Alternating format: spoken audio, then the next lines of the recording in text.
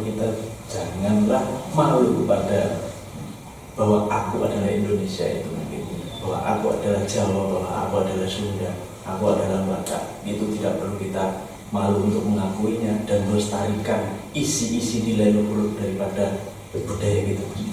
Itu.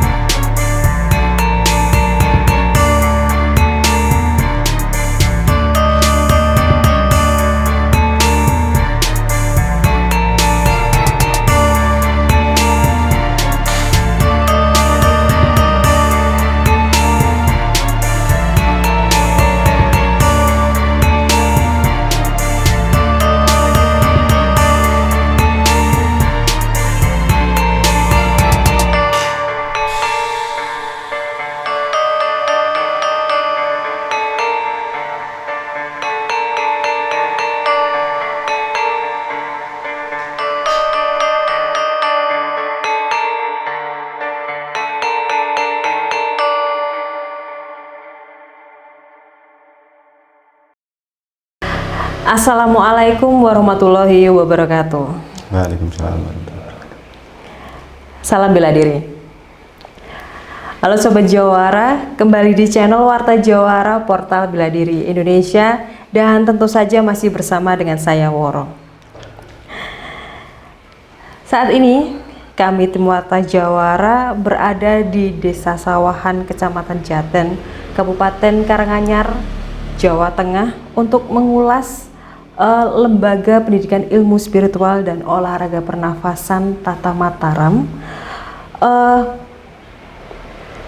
yang cukup memiliki nama besar di Indonesia. Bahkan kabarnya Lembaga Pendidikan Ilmu Spiritual dan Olahraga Pernafasan Tata Mataram ini telah mengembangkan sayapnya ke kancah internasional. Penasaran seperti apa profil dari Lembaga Pendidikan Ilmu Spiritual dan Olahraga Pernafasan Tata Mataram ini? Namun sebelumnya, bagi Sobat Jawara yang belum subscribe, silahkan klik tombol subscribe terlebih dahulu, dan jangan lupa nyalakan tanda loncengnya untuk mendapatkan update informasi terbaru dari kami seputar bela diri di Indonesia.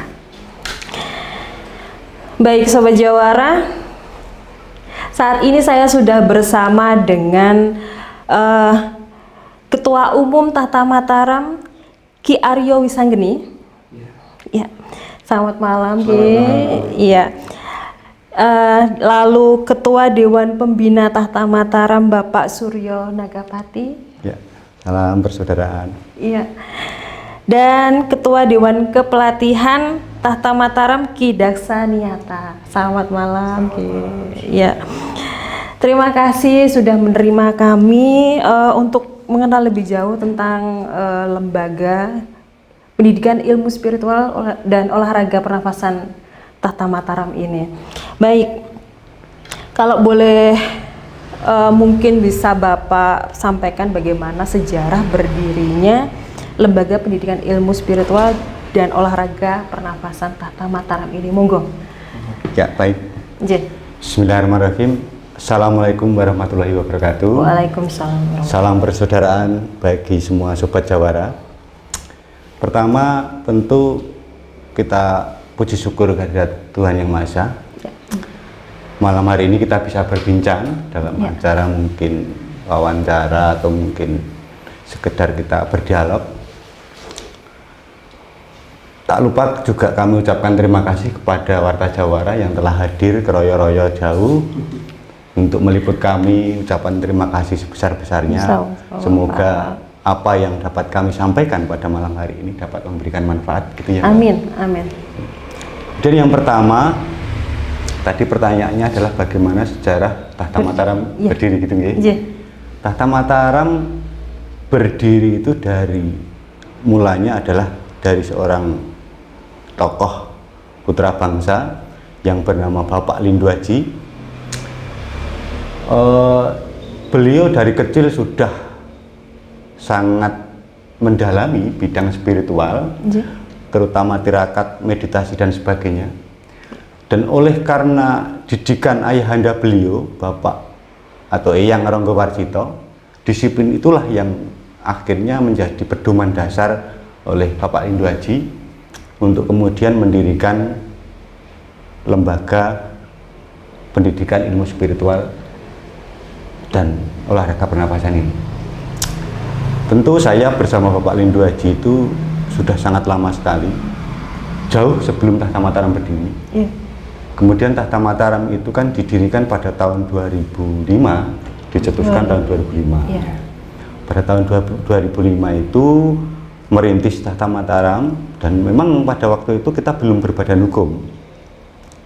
Lantas pada tahun 2008 Tahta Mataram resmi kita daftarkan di pemerintahan di Indonesia dengan badan hukum bernama Lembaga Bela Diri Pernafasan Tenaga Dalam dan Penyembuhan. Nah, seiring berjalan waktu, perkembangan dan kebutuhan akan masyarakat, maka Tahta Mataram pada tahun 2018 itu kita berubah nama menjadi Tahta Mataram Lembaga Pendidikan Ilmu Spiritual dan Olahraga Pernapasan hingga saat ini.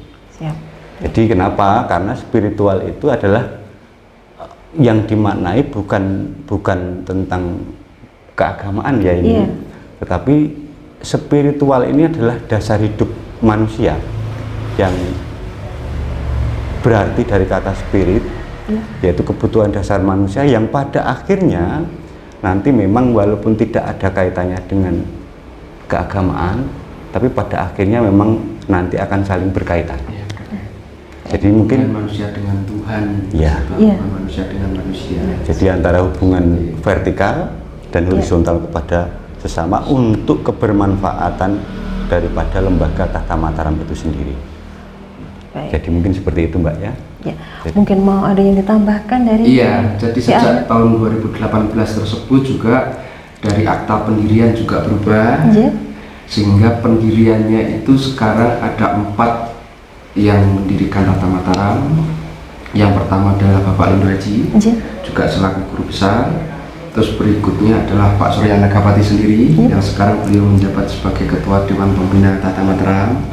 Yang ketiga adalah saya sendiri, Ki Aryo Sanggeni, yang sekarang menjabat sebagai Ketua Umum. Dan yang terakhir adalah Ki Prabu Argamandaka. Untuk jabatan strukturalnya beliau menjadi anggota Dewan Pembina Tahta Mataram. Anggota Dewan Pembina. Baik.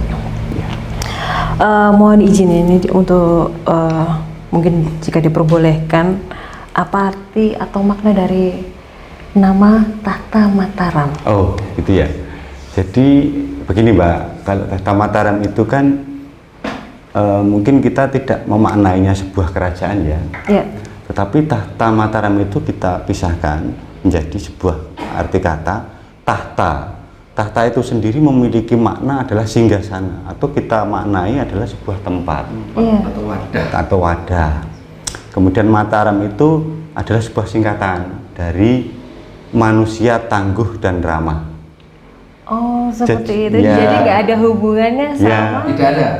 kerajaan atau dari gimana? luar itu Betul. kira kita memang terah daripada kerajaan Ya, Mataram. jadi datang ke sini betul. kan kita guyon-guyon aja, karena kita pedomannya adalah manusia tangguh dan ramah. Seperti itu. Jadi pada tujuannya tahta Mataram ini diharapkan Ya. untuk menjadi sebuah wadah bagi manusia-manusia yang tangguh dan juga ramah. Itu harapannya adalah seperti itu. Baik, baik. Mungkin bisa dijelaskan tentang makna filosofi yang terkandung dari Lambang logo. Jadi pastinya kan Lambang, ini iya. mencerminkan apa yang Iya. diusung. Ya ini gitu. menarik kalau kita ngobrol masalah lambang, karena kalau kita bikin MMT, bikin background dan segala macam Ya. itu banyak yang berkeluh kesah karena kerumitannya, Ya. Karena kebutuhannya. kebutuhan daripada lambang tersebut. Baik, akan saya jelaskan mengenai maknanya itu. Daripada logo itu ada 6 poin yang menonjol di situ. Ya. Yang pertama yang paling terlihat itu adalah ada bintangnya Ya. itu jumlahnya 9. Terus itu cabangnya ya, Cabangnya 9 ya. Terus itu berpusat di tengah berbentuk lingkaran. Ya. Itu kita ibaratkan adalah persaudaraan dari 9 karakter orang yang beraneka ragam, Ya. tetapi kita menuju kepada satu sumber, yaitu di dalam lingkaran tersebut. Terus berikutnya ada dominan juga batik di situ, Iya. yang dimana filosofinya adalah lika-liku atau rintangan kehidupan. Setiap seseorang itu pasti mempunyai lika-liku dan rintangan kehidupan, Ya. Permasalahan dan sebagainya. masalah dan segala macam. Terus berikutnya yang paling menonjol juga itu ada senjata Ya. yang kita wujudkan sebagai senjata keris di situ. Filosofinya adalah senjata tradisional, Ya. yang dimana kita juga mempelajari keilmuan-keilmuan secara tradisional juga pada zaman dahulu. Terus begitu juga ada senjata pedang, Iya. itu mempunyai filosofi adalah senjata modern. Begitu juga materi keilmuan-keilmuan yang modern juga harus kita pelajari, Ya. apalagi perkembangan digital seperti ini. Ya. Terus ada warna yang paling mencolok, warna merah. Ya. Tentu sama-sama kita ketahui kalau warna merah itu adalah simbol daripada keberanian. Keberanian. Ya. Terus yang berikutnya, yang terakhir itu adalah warna kuning, juga dominan di situ. Itu berarti adalah keimanan dan ketakwaan. Sehingga jika digabung semuanya, di tahta Mataram itu adalah tempatnya berkumpul persaudaraan di wadah satu di lingkaran tersebut dengan mempunyai tujuan untuk menjadi orang hebat. Intinya seperti itu. Dasar daripada syarat ataupun dasar orang hebat adalah menguasai dan mempelajari keilmuan tradisional pada zaman dahulu, disimbolkan oleh keris. Begitu juga keilmuan pada zaman modern, disimbolkan oleh pedang. Tetapi harus didasari dengan keberanian untuk menyampaikan Dan mengamalkan. dan mengamalkan. Tentu tidak hanya itu, harus juga didasari pada yang namanya keimanan dan ketakwaan. Berarti di samping, maksudnya bukan di samping, dasar dari orang hebat sendiri adalah keimanan dan ketakwaan itu sendiri. Betul. Untuk Tanpa kesimpulannya itu- begitu. Tanpa itu banyak orang merasa tersesat, Ya. banyak orang merasa putus asa, banyak orang salah jalan dan segala macam. Maka keimanan dan ketakwaan itu memang hal yang paling utama daripada kami. Seperti itu. Berarti yang menjadi dasar ajaran di Tata Mataram ini sebenarnya adalah Dasarnya itu sebetulnya ya ketuhanan. karena spiritual kita. Spiritual. Ya, jadi ketuhanan yang maha esa.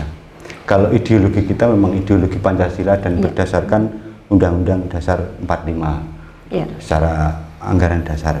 Tetapi kalau dasar ajarannya memang ketuhanan, kita lebih kepada spiritualitas. Wah, dan juga kita kan juga lembaga sosial juga. ya, Itu bagian di anggaran dasar itu memang sebagai dasar juga. Ya. ya. Karena memang kita bersosial juga. Baik. Kalau boleh tahu, apakah ada tingkatan untuk para siswa di Tata Mataram? Dan jika ada, mungkin bisa dijelaskan ada berapa tingkatan? Iya, kalau untuk tingkatan, kita ada tingkatan. Iya. Karena untuk memahami segala materi yang kita berikan memang ada tahapannya. Kalau total tingkatan itu ada 18 tingkatan, Bro. Jadi 18 tingkatan itu kita bagi menjadi 2. Untuk yang pertama, ini saya sebutkan ya tahapan-tahapannya. Yang pertama itu ketika anggota baru masuk, dia akan menyandang sabuk polos. Jadi tanpa sabuk, dia disebut sabuk polos. Dia akan menguasai materi kelembagaan secara struktural ataupun fungsional. Setiap 2 bulan sekali itu ada kenaikan, Mbak Woro. Ketika materi sudah diberikan dan nanti para anggotanya itu sudah bisa mengamalkan, pantas untuk naik jenjang selanjutnya. Jadi untuk waktu 2 bulan ini tidak harus, kamu harus 2 bulan untuk naik tingkatan seperti itu, ataukah? Kalau untuk SOP-nya 2 bulan, karena memang ada setiap minggu harus 2 kali pertemuan dan segala macam. Ada SOP materi yang diberikan setiap minggunya seperti itu.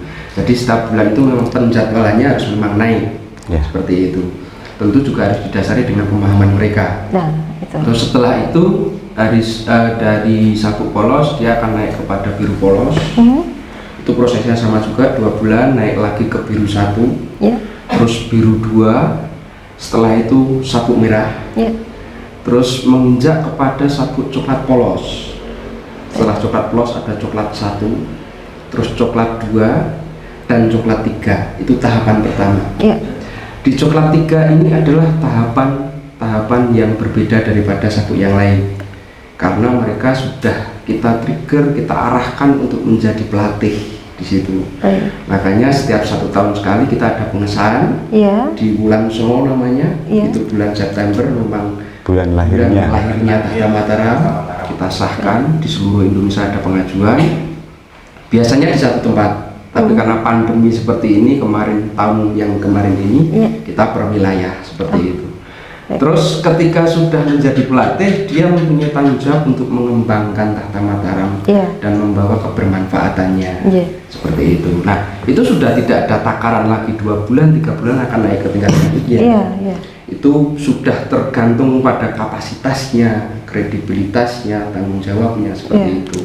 Sehingga ada di atasnya coklat 3 itu ada sabuk yang namanya hitam muda. Rata-rata hampir semuanya hitam muda tersebut dia mendapatkan tugas sebagai ketua cabang dan ketua divisi. Seperti itu. Lantas ketika sudah bagus di ketua cabang dan ketua divisi, dia bisa masuk kepada tahapan selanjutnya, yaitu sabuk hitam polos. Terus ada hitam 1, hitam 2, hitam 3 sampai hitam naga. Sabuk hitam polos sampai hitam naga ini sudah masuknya kepada kepengurusan wilayah. Wilayah dan kepengurusan pusat sebagian seperti itu. Nah, setelah itu ada yang namanya selendang hitam. Kalau selendang hitam itu kebetulan di Tata Mataram baru ada 1, yaitu yang pegang Widaksanyata selaku ketua dewan pelatihan. Terus di atasnya selendang hitam ada selendang putih. Selendang putih itu di Tata Mataram baru 2. Kebetulan saya sendiri selendang putih selaku ketua umum. Yang berikutnya Ki Prabu Arga Mandaka selaku anggota dewan pembina Tata Mataram. Di atasnya selendang putih adalah tanpa sabuk. Itu hanya Pak Surya Nagapati selaku ketua dewan pembina. Jadi semestinya ini sudah dari tingkatan 0 tidak bersabuk, kembali tidak bersabuk lagi. Itu kan esensinya, berarti kan sudah saatnya kita pensiun. Nah, demi Warta Jawara ini kita siapkan untuk setelah ini Pak Surya pensiun setelah ini. Tapi dari perawakan masih muda, Bapak. Ya mungkin cara fisik. Tapi ini menjadi tanggung jawab besar kami sebagai penerus, yang dimana kita mempunyai tanggung jawab yang sangat besar. Tentu kan keanggotaan kita juga banyak bersama Kidaksa selaku kepelatihan. Itu kan bagian daripada amanat dan mandat yang harus kita terima. Maka sebagai adik ataupun anak yang memang kita takdim kepada beliau, yang memang kita harus meneruskan perjuangan tersebut. Begitu. Baik. Ya, ya, tugas dari Bapak Ketua ke yang ke bawah ini untuk meneruskan perkembangan itu. Iya. benar. Baik. Jadi, yang menarik itu kalau Ki Aryo bilang kepada kami para generasi itu bahwa sebuah jabatan, sebuah tingkatan itu bukan hadiah lagi, tapi itu adalah mandat, sehingga kita bertanggung jawab pada mandat itu. Nah, itu yang sering disampaikan, yang sampai sekarang kita jalani, mungkin itu. Baik. Dalam pengajarannya kalau boleh tahu, bisa dijelaskan materi apa saja yang diajarkan di Lembaga Pendidikan Ilmu Spiritual dan Olahraga Pernafasan Tata Mataram ini?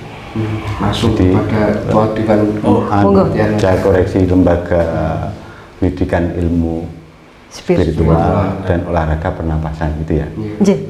Ya. Enggak, lanjut. Baik, kalau untuk materi yang kita ajarkan itu tentunya bersumber juga dari guru-guru kami juga, termasuk beliau-beliau yang ada di sini. Itu ada 3 poin yang paling penting yang menjadi subnya. Yang pertama adalah yang bersifat ragawi, yaitu olahraga pernapasan atau olah pernapasan yang memang tujuannya di situ untuk raga, untuk jasmani, kesehatan raga, dan juga untuk peningkatan kekuatan fisik manusia. Itu bagian daripada yang bersifat ragawi. Terus yang selanjutnya ada yang bersifat rohani. Yang sifatnya rohani itu bagian daripada pendidikan ilmu spiritual, pendidikan karakter, moral, dan pekerti bagi generasi. Itu bagian penting juga yang kita ajarkan kepada generasi guna memberikan bekal kepada mereka agar kedepannya mereka memiliki pengetahuan dan kemampuan itu bisa dipergunakan untuk hal yang positif. Baik. Nah, untuk kepositifan ini tadi itu juga ada sub lagi, yaitu yang bersifat sosial, kebermanfaatan kepada sesama. Nah, itu juga ada materi-materi yang kita ajarkan, yang kita gencarkan kepada generasi supaya mereka ketika belajar, berguru, berlatih, memiliki pengetahuan dan memiliki kemampuan itu tidak hanya memiliki semata, tetapi juga menyalurkan dan membermanfaatkan daripada pengetahuan dan kemampuan itu. Nah, ya memang setinggi-tingginya pengetahuan, setinggi-tingginya kemampuan tentu tidak akan berguna kalau kita tidak punya manfaat pada hidup ini, khususnya kepada sesama. Mungkin itu yang menjadi materi pengajaran kita. Baik, materi ini pastinya itu nanti tercermin dari slogan atau apa ya, kayak moto. Apakah ada di Tata Mataram? Ada. Kalau kita itu di anggota itu mempererat persaudaraan kita itu sering saudara TM harga mati. Harga mati. Bagaimana ini? Bisa Jadi, dijelaskan? itu adalah penyampaian ketika untuk membangun dan mengingatkan sebetulnya. Ketika kita saling bertemu dan segala macam, itu kita harus selalu menjaga untuk persaudaraan kita dengan sebutan saudara TM harga mati, seperti itu. Jadi tidak hanya sebatas di lisan, melainkan di setiap anggota atau kepengurusan yang ada di cabang itu mewarmahkan persaudaraan ini benar-benar sampai di batin. Jadi kita saling bantu, apapun itu kebutuhan yang ada di setiap personal dan segala macam. Makanya ini bagian daripada visi misi pendiri sampai kepada mereka supaya memang membentuk wadah ini adalah wadah persaudaraan untuk bermanfaat bagi sesama. Bahkan kalau disampaikan tadi tentang bagaimana slogan-slogan, tidak hanya itu, bahkan yang baru-baru ini kita membuat slogan baru, aku mengabdi maka aku ada. Itu juga bagian. Jadi memang karena pengabdian itulah kami ada.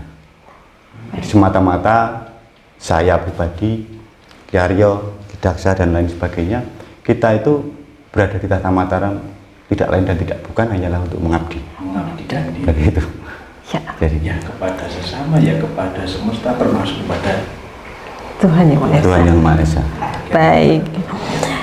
Dari pendirian sampai sekarang sejauh ini bagaimana perkembangan dari Lembaga Tata Mataram ini? Iya, alhamdulillah kalau secara usia kita baru berdiri di tahun 2005, Mbak. Iya. Jadi belum begitu lama sebetulnya. Iya. Tapi dengan niat kami yang tulus dan mengabdi ini, alhamdulillah semuanya diberikan kelancaran untuk perkembangan. Sampai pada tahap ini kita mempunyai 18 wilayah. Perlu saya jelaskan dulu, wilayah di tempat kami itu tidak sama dengan wilayah yang ada di kenegaraan. Iya. Karena ada wilayah Provinsi Jawa Timur dan Iya. segala macam. Kalau tempat kami tidak. Kalau tempat kami wilayah itu adalah wilayah nama gelar. Bagaimana ini? Iya, jadi pada tahapan tertentu di sapu hitam polos Iya. up ke atas, ada yang memang pantas untuk menerima nama gelar, itu akan kita berikan. Iya. Sehingga orang tersebut mempunyai kewajiban untuk mengamalkan dan mengembangkan dan membuka tempat wilayah. Betul. Di situ tidak dibatasi oleh tempat Iya. seperti di provinsi, itu tidak. Iya. Jadi memang lintas batas di situ. Jadi bisa di kota manapun, tetapi di dalamnya wilayah itu ada beberapa divisi dan cabang. Nah, divisi dan cabang itu di bawah wilayah yang di situ yang dia berkembang di kota satu dengan kota yang lain. Iya. Kalau untuk cabang dan divisi itu, kalau cabangnya itu ada 59, Wow. kalau untuk divisinya itu ada 19 divisi. Baik. Gitu. Itu tersebar di seluruh Alhamdulillah Indonesia. sampai Sabang sampai Merauke sudah kita buka semuanya. Iya. Ada juga kita juga sudah ke luar negeri. Iya. Kita ada di Spanyol ada, Wow. di Arab Saudi ada, terus yang dekat di Malaysia ada, yang terakhir kemarin dari Singapura sebelum pandemi. Di Brunei Darussalam juga Anda ada. juga ada. Jadi kebanyakan mereka mengetahui keberadaan kami kan dari Iya. website, Iya. melihat terus di situ ada company profil perguruan kami Iya. yang menarik. Ternyata memang budaya kita ini banyak sekali yang menginginkan untuk mempelajari dari pihak luar. Mereka asli orang sana semuanya. Iya. Kesini kita juga menyediakan translatornya juga Iya. untuk kita bisa berkomunikasi. Rata-rata 1 sampai 2 bulan dia menginap di sini. Oh, mereka bisa. Iya, dari luar negeri. Dia dibekali materi-materi dasar untuk Iya. pengembangan di sana. Ketika sudah ada materi dasar dan materi terapan, yang bersangkutan bisa kembali ke negaranya melakukan sebuah perkembangan secara resmi. Seperti itu. Jadi bukan dari murid Tata Mataram sendiri ke sana. Tidak, melainkan dari melainkan- sana datang ke sini. Karena memang sumbernya juga dari dunia maya, Dunia mereka juga maya. hadir akhirnya. Oh, seperti itu Iya. ya ini. Jadi Menarik ini. pernah ada suatu cerita seperti ini. Ada admin kami di nomor TM pusat itu, Tata Iya, Mataram pusat, itu ditelepon katanya dia itu tukang ojek Malioboro. Dia membawa turis backpacker dari Spanyol, Wow. ingin datang ke sini. Terus tanya alamatnya mana dan segala macam, terus dia ingin silaturahmi, itu diantar dari Jogja, diantar ke sini. Nah dari situ dia terus menginap di sini, belajar, akhirnya Spanyol bisa kebuka. Nah seperti itu. Wow. Nah ini kan Saya ya. bagi kami ini adalah suatu kebanggaan, tidak hanya di Tata Mataramnya, melainkan bahwa budaya kita ini ternyata Iya. banyak sekali yang sangat berminat Iya. untuk mempelajari. Untuk mempelajarinya. Karena memang sangat kaya sekali. Ya, sangat unik sekali. Iya. Pasti ya itu. Baik, secara dari kita sendiri, bahkan sampai orang mancanegara ingin mempelajari ajaran dari Tata Mataram, pastinya ini ada ciri khas tersendiri dari ajaran itu sendiri. Oh iya. Mungkin bisa disampaikan, Bapak? Karena ciri khas Tata Mataram itu sangat simpel dan sederhana. Selama dia bertuliskan Tahta Mataram, berarti itu Tahta Mataram. Loh, Iya. Tetapi kalau dari ajaran, iya. kita lebih mengedepankan tentang spiritualitas, Iya. tentang meditasi, tentang olah nafas, dan tentu semuanya tujuannya untuk ketenangan diri. Jadi yang paling menarik itu ternyata kalau saya pelajari Iya. dari mancanegara itu kepinginnya itu yang dia inginkan tidak hanya materinya, Iya. tetapi hubungannya dan persaudaraannya. Di singkatan Mataramnya itu kan manusia tangguh dan ramah. Iya. Nah, mereka sangat menghargai hal itu dan menginginkan hal itu yang Baik. mungkin saja tidak dia dapatkan di tempatnya atau di negaranya. Di negaranya sana. Seperti itu. Itu bagian daripada ciri khas lembaga kami. Seperti itu. Baik. Nah, ini untuk para sobat Jawara dan masyarakat Indonesia. Ini pertanyaan mungkin bisa Bapak sampaikan, syarat-syarat apa saja sih yang harus dipenuhi untuk ikut dalam latihan di Tatah Mataram ini? Ya, kalau Tatah Mataram sendiri secara persyaratan khusus memang kita tidak ada, Ya. tetapi setidaknya minimal 16 tahun untuk bisa bergabung di Tatah Mataram. Iya. Kalau selebihnya itu tidak ada, bahkan orang tidak waras pun boleh di Tatah Mataram. Ya. Nah, supaya waras di Tatah Mataram. Seperti itu. Karena memang misinya kan untuk kebermanfaatan. Ya. Iya, Silakan. iya. Asal dia punya niat, punya Iya. kemauan, silakan mari bergabung dengan kami. Ya. Seperti itu. Baik. Baik. Untuk sekretariatnya ini di Desa Sawahan, Sawan, Jaten, Karanganyar di sini. Jatan Jadi kita Karanganyar. pusatnya memang di Karanganyar, Kelurahannya Jaten, kelurahannya Jaten, terus Terus. dusunnya itu Sawan. kecamatannya Jaten, Karanganyar, Jawa Tengah. Untuk kalau untuk itu Pak, kalau untuk latihannya itu di sini di pusat sekretariatnya ini ada diadakan seminggu berapa kali atau? Jadi lebih kepada begini. Gimana? Kalau untuk kepelatihan itu kan sekarang strukturalnya sudah ada wilayah dan cabang dan divisi. Iya. Jadi setiap cabang dan divisi di kota-kota lain itu mereka mempunyai jadwal sendiri-sendiri. Oh, Iya. Tetapi secara SOP itu kepelatihannya itu seminggu memang 2 kali. seminggu 2 kali. Seminggu 2 kali itu bebas di hari apapun, itu bebas. Kalau di pusat sendiri itu hanya tempat kita berkoordinasi. Oh, seperti itu. di Baik, pusat. baik. Jadi tempat untuk menyatukan rasa di antara para pengurus. Seperti itu. Baik. Jadi memang kita saling bersilaturahmi tiap bulan atau Ya. bahkan tiap hari kita koordinasi di sini. Ya, rumah pulang. Rumah bulan. Rumah pulang. Bareng-bareng gitu. Baik, bisa Bapak jelaskan pentingnya mempelajari dan mendalami ilmu pernafasan dan tenaga dalam untuk kehidupan sehari-hari? Oh, untuk kehidupan sehari-hari. Baik. Terutama begini, nafas itu kan sesuatu yang kita dapatkan gratis Iya. dan kita tidak bayar. Iya.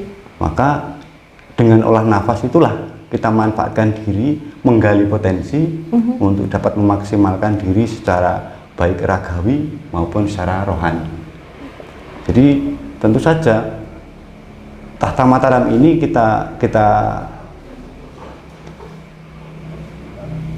kita harapkan untuk menjadi sebuah wadah. Satu, tidak hanya tentang diri sendiri, Iya.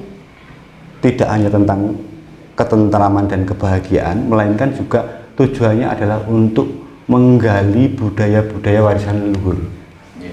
Jadi seperti kita ada lambang keris contohnya itu. Iya. Ya. Jadi lambang keris itu kan budaya yang sangat adiluhung, Iya. yang sudah sangat dikenal oleh masyarakat, bahkan diakui oleh dunia. Iya. Bahkan diakui oleh dunia. Tetapi sebagian orang menganggap keris itu secara musyrik, bahkan mungkin sesuatu yang mistis dan sebagainya. Iya. Sebetulnya kenapa kok dari budaya-budaya itu dikenal oleh dunia dan diakui dunia, tapi kita sendiri sebagian orang tidak mengakuinya? Baik. Tentu saja di situ kita hendaknya tujuannya adalah untuk mempelajari bagaimana kok dunia bisa mengakui, mulai dari pembuatannya, bahannya, penempaannya, dapurnya, pamornya dan sebagainya. Iya, Jadi rumit semuanya agar tujuannya kita tidak tersesat dalam pola-pola pikir penyembahan terhadap benda-benda seperti itu. Iya. Tadi kalau pertanyaan tadi untuk kenapa kok harus mempelajari kan Iya. demikian. Tadi perlu saya tambahkan sedikit bahwa Monggo. era zaman sekarang ini kan eranya era serba murah. Ya. Iya. Hampir setiap orang itu sekarang televisinya itu layar datar. yang Kata kaku semua. itu Sudah nggak ada. Udah. Ditambah siapa sih yang nggak punya sepeda motor sekarang? Siap. Ditambah banyak yang punya mobil bagus. Iya. Apalagi yang hobi musiman ini, ada sepeda yang lagi booming. Oh, Nah, iya. itu nggak murah itu kan? Oh, nggak murah. Hampir setiap orang bisa beli. Iya. Ditambah juga fasilitas digital yang satu klik belanjaan sampai depan rumah. Iya. Kan begitu. Ternyata kita adalah bagian daripada kesuksesan kita sendiri. Begini, kita lihat di zaman sekarang ini banyak orang melalui dunia nyata ataupun dunia maya, banyak yang menebarkan kebencian, Iya. menebarkan berita bohong, hoak, dan hoak. segala macam. Dengan PD-nya dia menghujat, Iya. saling menghujat. Itu padahal secara dia ekonominya dia bisa disebut mapan semuanya, karena Iya. sekarang ini lebih berkembang Iya. daripada ternyata. Kesimpulan kami adalah krisis kita bukan krisis soal materi finansial, melainkan adalah materi spiritual yang terkait dengan ketentraman jiwa, Iya. raga, rasa dan karsa. Iya. Maka dari itu disinilah Tata Mataram hadir untuk semua masyarakat, Iya. supaya kita lebih bisa mengedepankan moral dan lebih tentram dalam menjalani kehidupan kepada sesama, seperti itu. Baik. Ini sangat menarik sekali untuk dibahas. Saya senang sekali ini di sini. Jadi apapun ini di otak saya pengen tanya ini, ternyata jawabannya sangat logik. Ya memang begitu keadaannya. Amin. Terima kasih. Baik, ini pertanyaan terakhir saya Udah, Kak. buat bapak-bapak ini.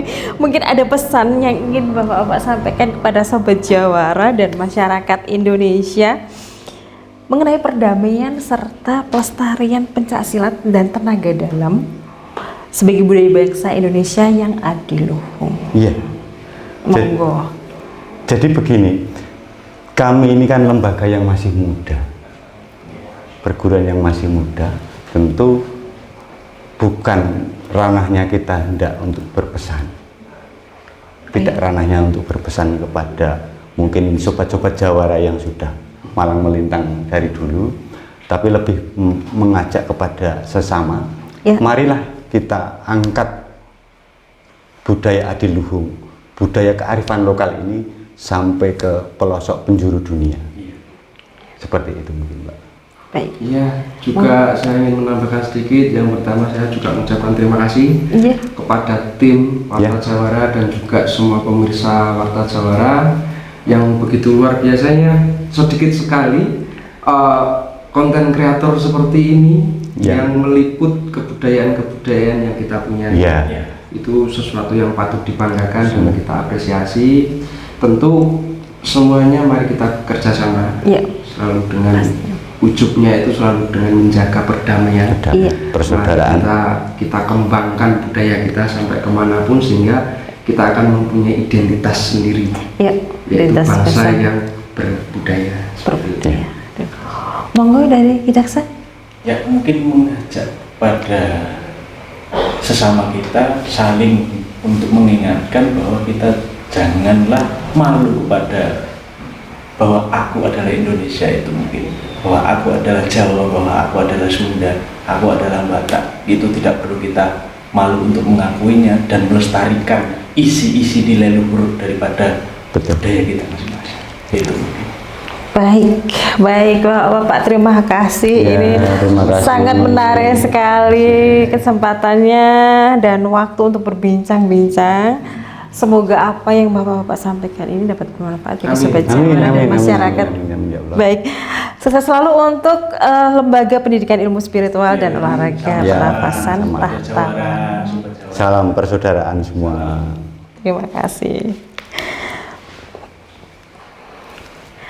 Sobat Jawara, demikian perbincangan Warta Jawara bersama Ki Aryo Wisanggeni, Ketua Umum Lembaga Pendidikan Ilmu Spiritual dan Olahraga Pernafasan Tahta Mataram, Bapak Suryo Nagapati, Ketua Dewan Pembina Lembaga Pendidikan Ilmu Spiritual dan Olahraga Pernafasan Tahta Mataram dan Ki Daksa Niyata, Ketua Dewan Kepelatihan Lembaga Pendidikan Ilmu Spiritual dan Olahraga Pernafasan Tahta Mataram, Jaten, Kabupaten Karanganyar, Jawa Tengah.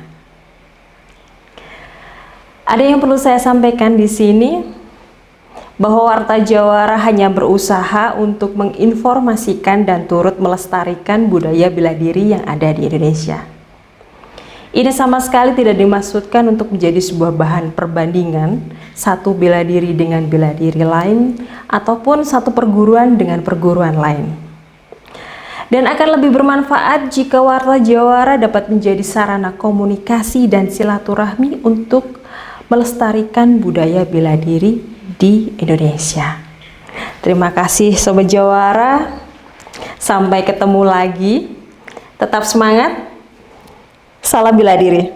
Wassalamualaikum warahmatullahi wabarakatuh. Matur nuwun sangat.